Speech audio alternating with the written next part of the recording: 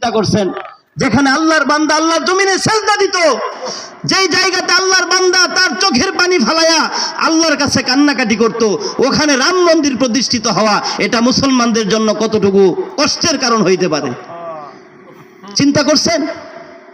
আপনি আমি কোনো খবরই রাখি না, কিচ্ছু খবর আমরা আমাদের কাছে নাই। পৃথিবীর মধ্যে কোরআনকে অবমাননা করার জন্য কত পায়তারা চলতেছে, কোরআনের আওয়াজকে বন্ধ করে দেওয়ার জন্য কত নীল নকশা হইতেছে, আমরা কোনো খবরই রাখি না। তো এই বাবরি মসজিদ হুমায়ুন কবির নামে এক ব্যক্তি, সে তার দল থেকে বহিষ্কার হয়েছে, তারপরেও সে বলছে মুসলমানদের ঘর, আল্লাহর এই ঘর বাবরি মসজিদ আমি এই ভারতের মাটিতেই প্রতিষ্ঠিত করবে, আমাকে কেউ বাধা দিতে পারবে না। বলেন না সুবহানাল্লাহ, আরো জোরে বলেন সুবহানাল্লাহ।